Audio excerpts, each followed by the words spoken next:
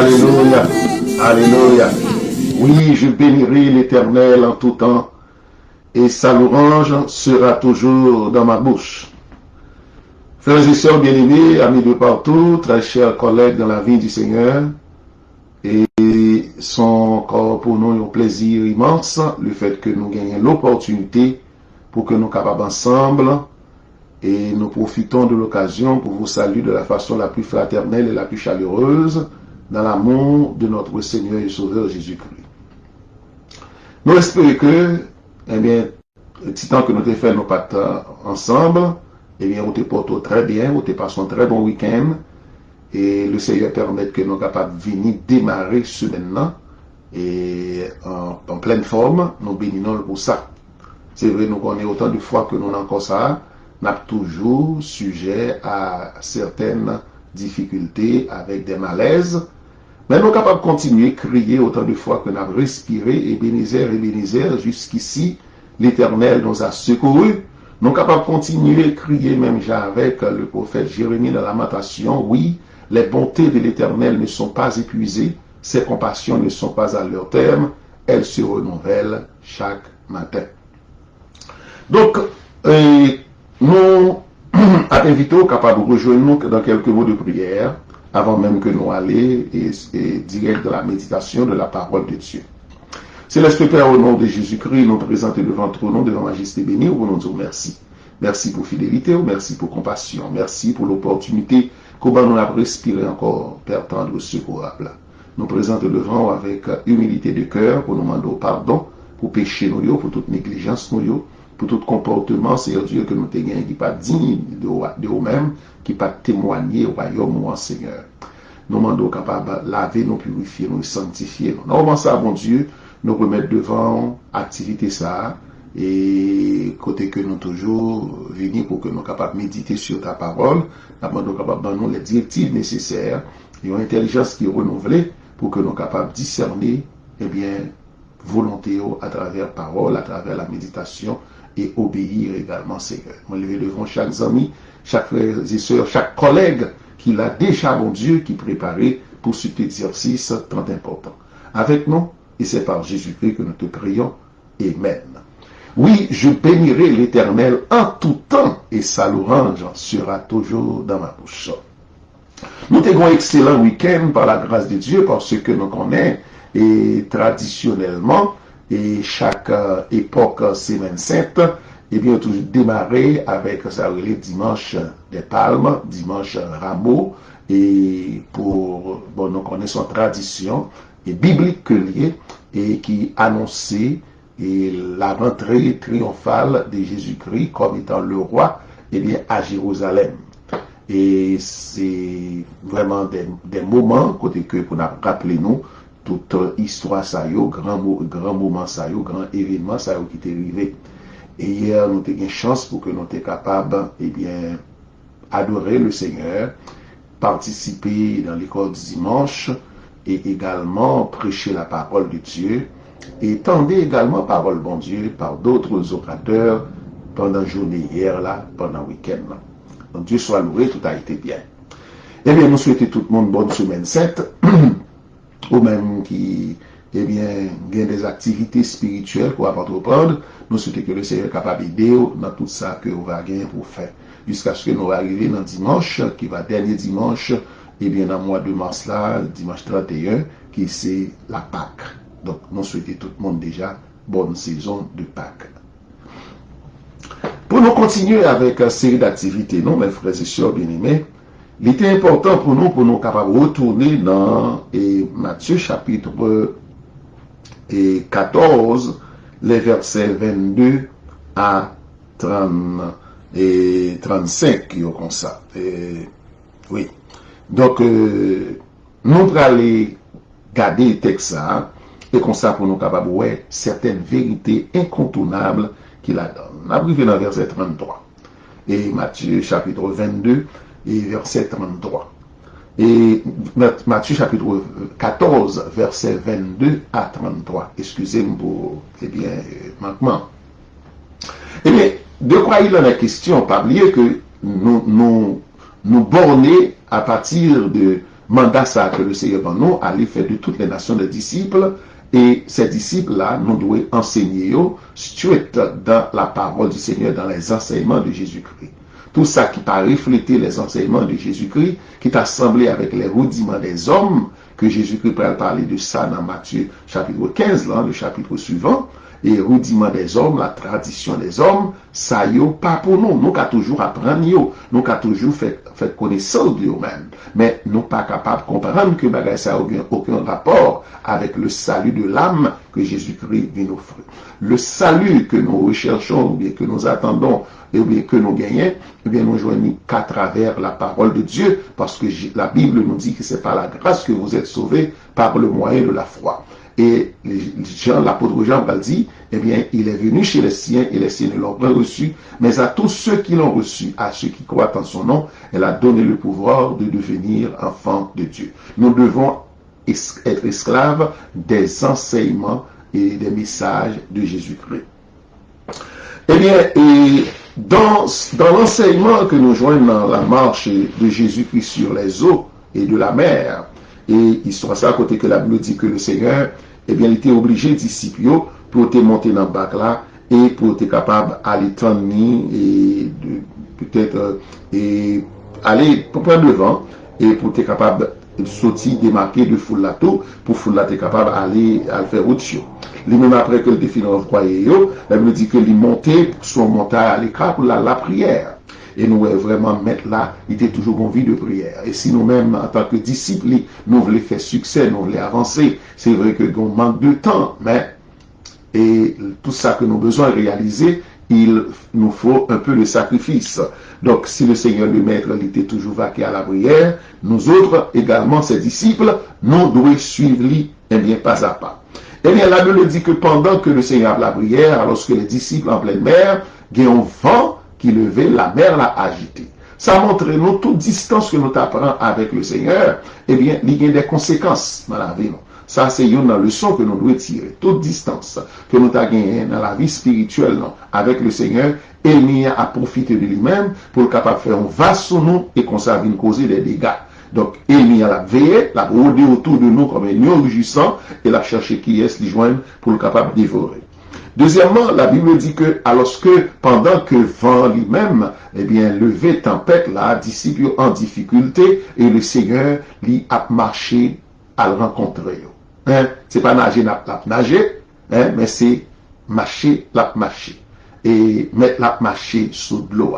Ça montre nous, eh bien, la souveraineté de Jésus-Christ qui transcendait les lois naturelles, côté que c'est celle lui-même qui est arrivé à marcher sous de l'eau et qui t'a le permettre également avec Pierre, eh bien, qui dans un premier temps t'a bien la foi pour te dire, maître, si c'est vous-même, permettre que moi vienne joindre nous, et effectivement, Pierre va expérimenter également la marche sur les eaux de la mer par rapport avec, eh bien, pouvoir que le Seigneur t'a ordonné. Ou mettre vienne joindre moi.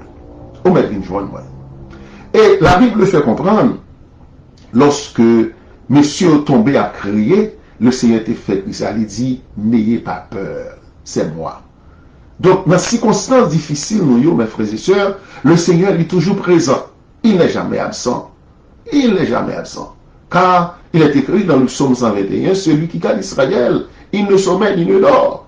Eh bien, celui qui garde l'église de Dieu, eh bien, il ne sommeille ni ne dort. Celui qui garde ma vie, celui qui garde ma famille, il ne sommeille ni ne dort. Celui qui, eh bien, me garde, eh bien, il est toujours éveillé, il est toujours vivant.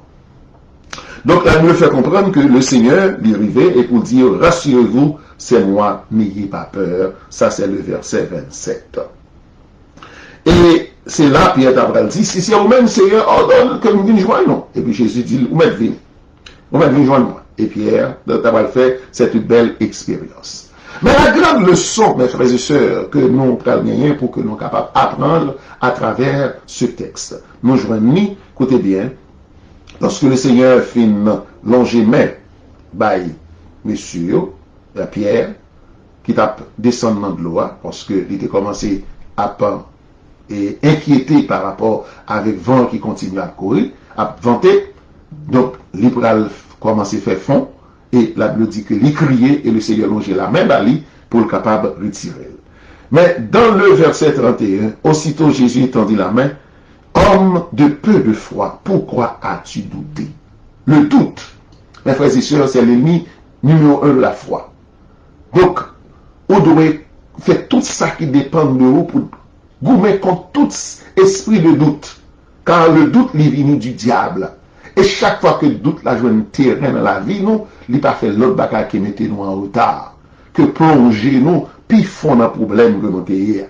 Alors que Pierre a marché sous l'eau par la foi, et automatiquement quitté lui, commencé vanté par le vent du doute, ça peut arriver qu'on a, vent naturel là, vent mystérieux pral, et bien gagner impact sur lui-même. Mais heureusement, le Seigneur était là pour être capable d'aider. Le bagage que nous devons comprendre, la Bible dit que ils montèrent dans la barque et le vent tomba. C'est ça. Automatiquement que le Seigneur rentrait dans la barque là, la Bible dit que tout bagage entrait dans le calme. Quand le Seigneur est là, eh bien, tout est au contrôle. C'est le Dieu du psaume 46. Arrêtez et sachez que je suis Dieu. Je domine sur la nation, je domine sur la terre. L'Éternel des armées est avec nous. Le Dieu de Jacob est pour nous une autre retraite. Lorsque le Seigneur est là dans la maison, les frères et sœurs, pour mettre le bagage pour aller difficile, mais il est sous contrôle. Si le Seigneur est avec nous dans la machine, eh bien, c'est vrai que route là capable de paraître très dangereuse, mais tout est sur le contrôle de notre Seigneur et Sauveur Jésus-Christ. N'a pas encouragé pour capable toujours, eh bien, fait en sorte que vous rassurez que le Seigneur est dans la maison.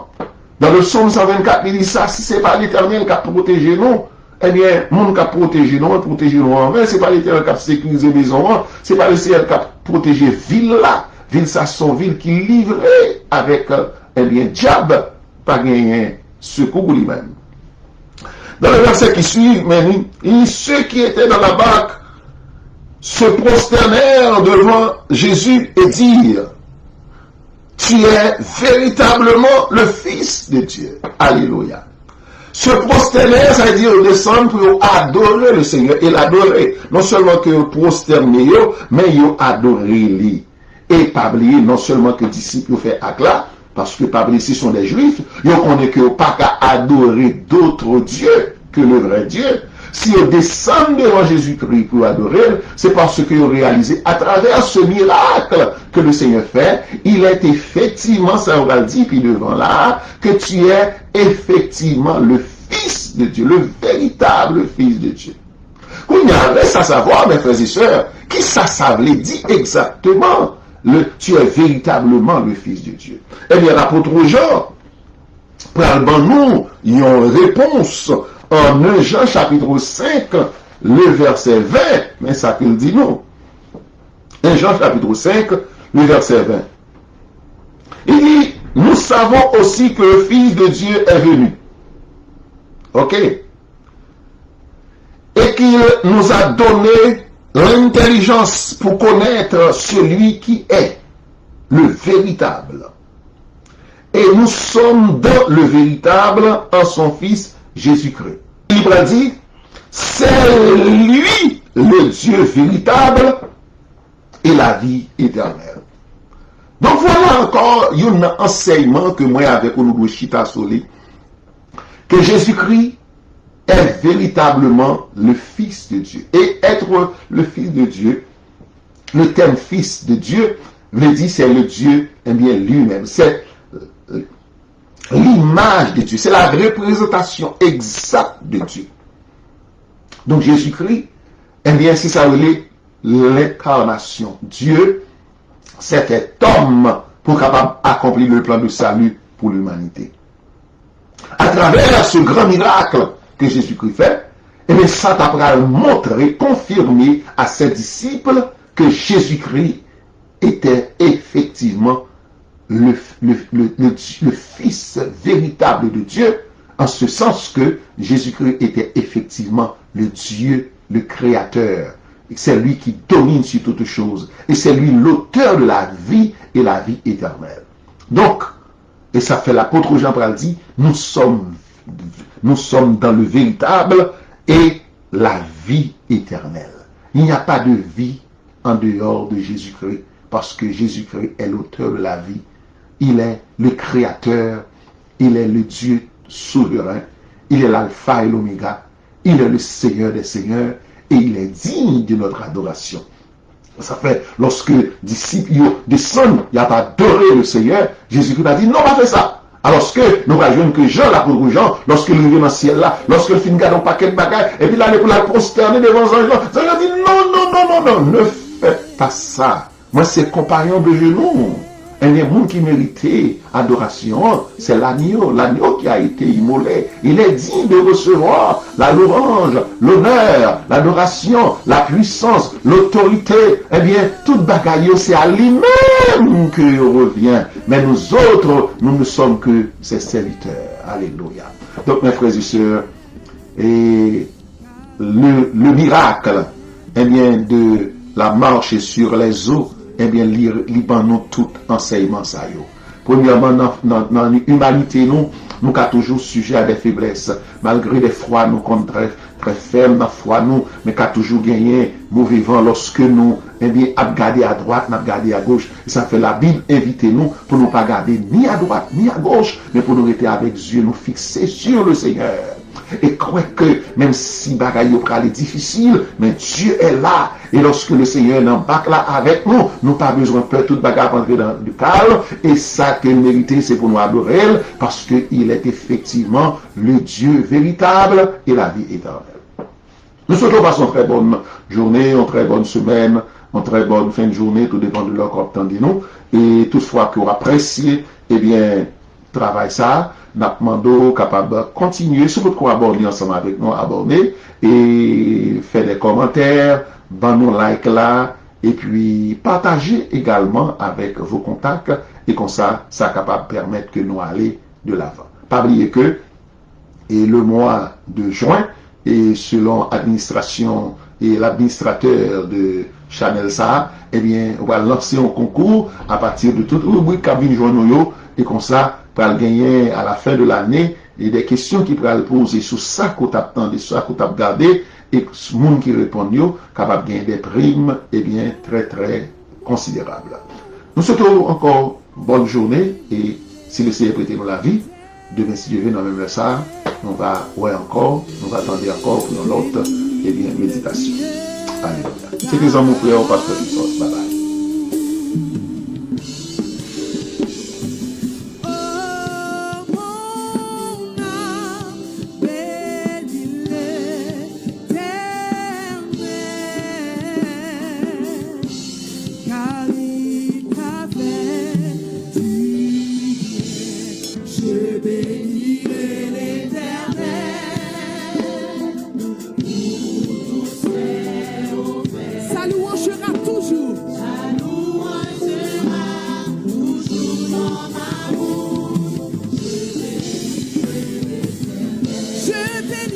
L'éternel.